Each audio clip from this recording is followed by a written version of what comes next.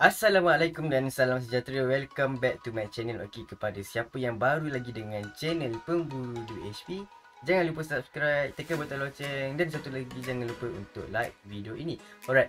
So, mesti ada orang yang nak tahu kan macam mana kita nak manage kita punya masa untuk kita nak cari duit, ataupun tak kisahlah kalau kita nak main game ke apa ke, kita nak bagi balance dengan kita punya pelajaran. So, macam mana? Alright. So, jom kita tengok.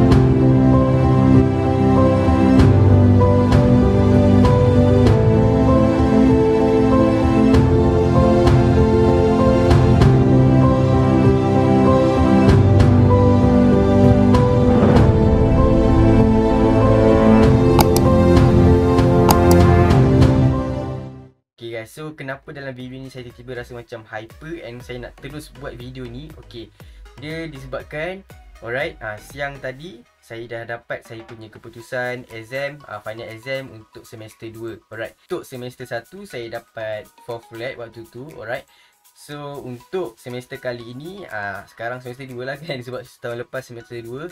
Wait a minute. Semester 1. Okay, so tahun ni saya dapat 4 flat juga. Ya Allah, happy sangat. Okay, terlalu happy disebabkan saya memang tak expect langsung. Sebab tahun ini, sem ni memang saya orang kata memang tersangat busy. Okay, tersangat busy sebab nak kena layan orang. Sehari orang PM saya nak dekat dalam 20 orang sehari ini sehari. Okay, sehari. So saya tak expect langsung yang saya boleh dapat macam ni. And then sebabkan saya masa study week, masa tu jugalah saya busy. Saya terlalu busy. Malam ada Zoom and then nak kena layan orang. Sebab waktu tu saya saya punya team dah terlalu besar, so saya nak kena handle semua. So agak busy kan. So saya sendiri pun tak expect boleh dapat macam ni. So alhamdulillah. Alright, memang syukur sangat-sangat. So saya rasa ini hadiah untuk kedua-dua ibu bapa saya. Okay, so dalam video ni saya nak tunjuk macam mana kita nak manage kita punya masa, nak buat duit ke. Alright, macam saya lebih kepada duit. So kalau macam korang maybe ada yang suka pada gaming ke kan. Lepas tu kita nak bagi balance. Alright, nak bagi balance dengan masa kita belajar. Alright, so dalam video ni saya akan tunjuk macam mana cara dia. Okay, so first of all kita kena pandai manage masa kita. Okay, so masa ni sangat-sangat penting. Sebab itulah orang kata masa itu emas. Alright, disebabkan kalau kita pandai manage masa kita, okay, so kalau kita pandai manage masa kita untuk buat hidup ini, confirm kita boleh dapat apa yang kita nak. Tapi macam mana kita nak pandai manage masa kan? So sebab masa ni bukan kita yang control. So cara dia adalah kita kena tetapkan niat yang betul. Alright, niat yang betul. Okay, sebagai contoh, saya nak dapatkan niat saya nak dapatkan dalam 10,000 dalam masa seminggu. Okay, so dari segi masa, saya tak kisah tidur lambat sekali macam mana pun. Okay, disebabkan saya punya niat ni memang nak dapatkan yang itu. So saya memang gila-gila punya struggle nak dapatkan sampai 10,000. Saya tak kisah pasal masa, sebabkan saya tak tidur. Alright, belah malam saya nak pulun buat duit, belah siang saya nak study. Tetapi ini bukan contoh. Inilah apa yang saya buat sebelum ni. Alright, so siapa yang selalu tengok video saya dekat YouTube saya ni, terlalu banyak video pasal Royal Queue. So saya buat Royal Queue. Dekat Royal Queue ni pun saya punya team dah nak dekat dalam 8,000 orang. So waktu ini saya memang terlalu busy, tersangat busy, gila-gila punya busy. Memang terlalu busy, terlampau busy sangat. Alright, terlampau busy kan, nak kena layan orang itu, orang ini. Saya punya team dah terlalu ramai, terlampau busy kan. And then waktu malam ada Zoom itu ini. So saya memang akan balance. Okay, kau nak buat duit, kau buat lah. Contoh, kau nak main game, kau main game lah. Tapi time belajar, kau belajar. Okay, time belajar, kau belajar. Itu penting. Tapi kalau macam contoh, kita memang full sangat, tak boleh nak buat duit. So tak perlulah nak fokus untuk itu sangat. Macam saya ni jenis multitask. Saya suka buat banyak benda dalam satu masa. Contoh macam lecturer tengah ajar semua, kadang saya buka je handphone kan. Sambil tu tengok kan, orang message kita tengok. So saya ni jenis multitask di mana saya suka buat banyak kerja. Alright. So kalau macam mungkin orang dia tak boleh nak jadi macam saya.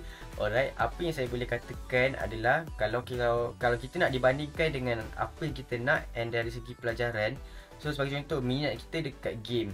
Okey, so untuk game boleh, tapi janganlah melampaui batas, di mana bukan batas lah, melampaui masa kita spend untuk belajar.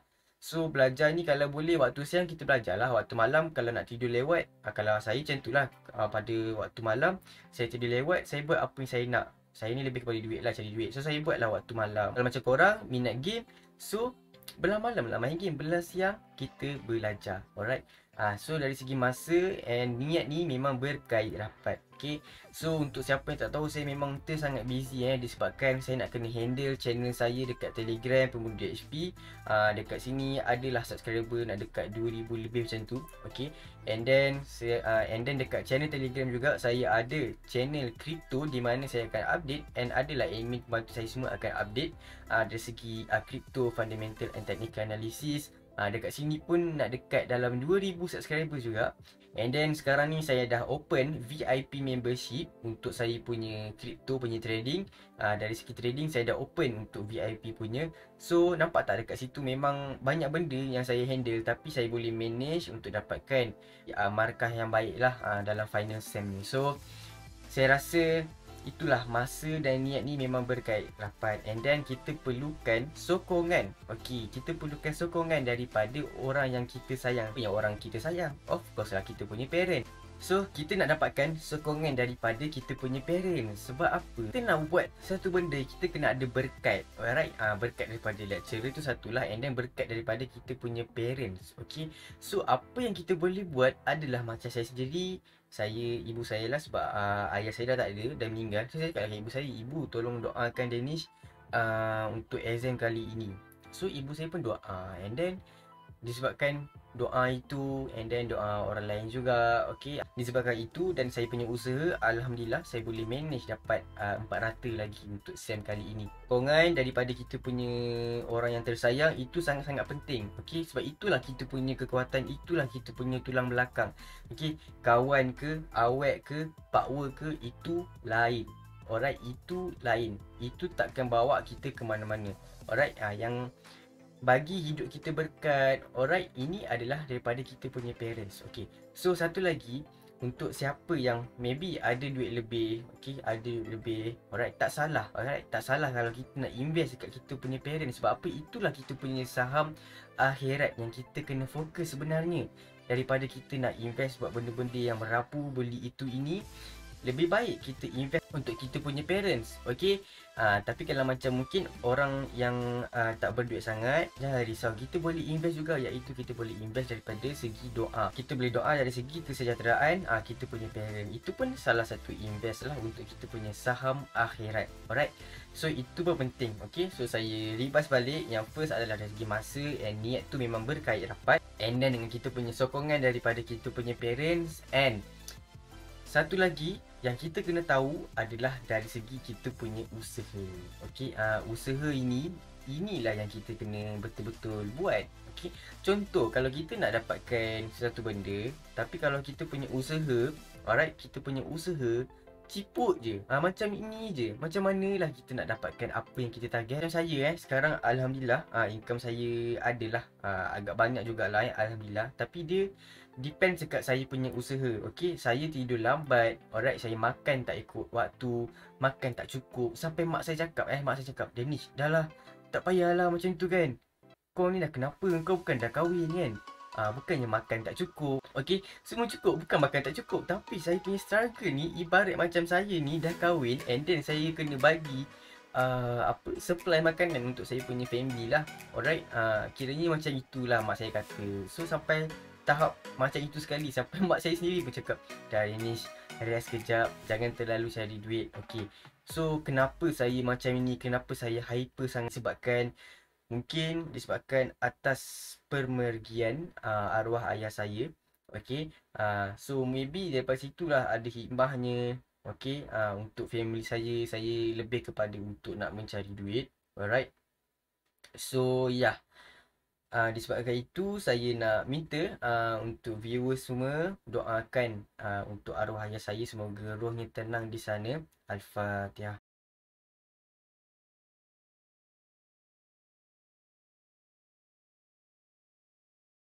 Right guys, so itulah mungkin disebabkan itu, tapi itu bukan saya punya halangan untuk saya nak buat apa yang saya nak. Itu adalah saya punya pembakar semangat ataupun saya punya dugaan saya perlu tempuh untuk dapat apa yang saya nak. Alright, so daripada situ jugalah okay, saya ni jadi lagi kuat. Alright, kita tak nak jadikan itu satu alasan untuk kita nak berjaya, jangan. Alright, itu adalah salah satu pembakar semangat untuk kita untuk berjaya lagi daripada masa yang sekarang ni. Okay, ulang balik, yang first adalah dari segi masa dengan niat berkait rapat, kemudian daripada kita punya doa, daripada kita punya parents. Okay, and then yang ketiga adalah ialah usaha kita sendiri. So apa yang saya nak pesan dekat sini, apa yang saya nak highlight lah dalam video ni adalah, kalau kita nak sesuatu benda tu, kita work for it. Alright, terus fokus, grab apa yang kita nak. Okay, buat je betul-betul, buat sampai habis, jangan buat separuh jalan. Sebagai contoh, saya nak dapat 10,000 tapi saya dapat 5,000 je. Alamak, macam tak boleh go lah 10,000 kan. Tak apalah, stop lah, cukup lah 5,000 kan. Tak boleh macam tu. Kita kena dapat apa yang kita target. Alright, kita dapatkan dulu. Selepas kita dah dapat, barulah kita decide sama ada kita nak teruskan ataupun kita nak jadikan itu sebagai salah satu challenge untuk kita. Okay, aku dah dapat target satu. Okay, kita proceed untuk next target. Kita buat pula target kedua. Alright, itulah mindset yang betul. Tak kisahlah dalam apa jua sekali kita buat, itulah mindset yang betul. Okay, jangan pernah jealous dengan orang yang dah berjaya daripada kita. Saya pun ada je orang lagi berjaya pada saya. Okay, tapi saya tak jealous. Saya ambilkan itu sebagai saya punya, ibarat macam saya nak ikut langkah dia. Okay, saya nak ikut langkah dia. Alright, saya nak ikut jejak langkah dia. Okay, so kita jadikan orang yang dah berjaya itu sebagai kita punya pengajaran ataupun sebagai kita punya panduan untuk kita berjaya lagi macam diorang. Janganlah kita macam, aduh dia ni lagi hebat lah daripada aku, tak boleh lah. So aku tak boleh lah. Aku tak puas hati lah dengan kau. Kenapa kau ni tak boleh macam tu. Alright, tak boleh macam tu. Kita kena jadikan orang yang berjaya ini tak payahlah jadi macam idola. Idola tu dah silap lah. Alright, jadikan sebagai kita punya pembakar semangat, sebagai kita punya panduan, sebagai kita punya guideline. And kita pun boleh dapatkan support daripada diorang juga kan. Macam mana kita nak dapat macam ni, sebab diorang dah lalui.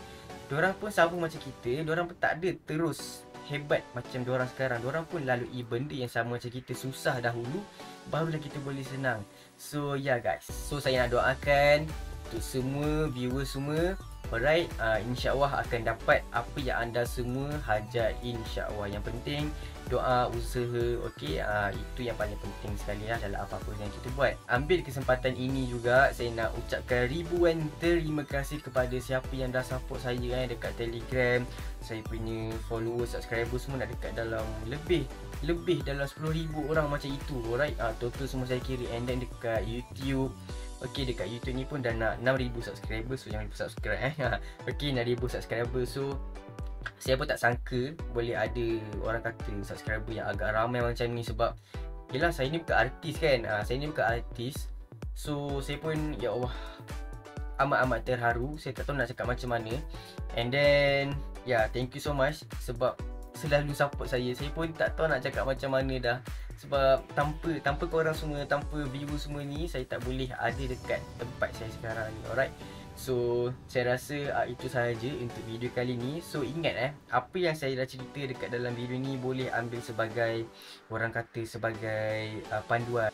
Janganlah anggap video ni untuk saya nak riak, untuk saya nak tunjuk apa yang saya dapat semua. Tidak, ambil sebagai ibarat macam pembakar semangat untuk semua orang. Tetapi walaupun dah bakar semangat, kita kena buat lah, kena take action. Bukan nak cakap saya hebat, tapi macam contoh, nampak macam saya dapat buat itu, dapat buat ini. So jadikan itu sebagai pembakar semangat.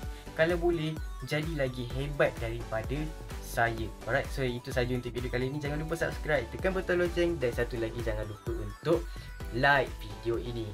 Bye.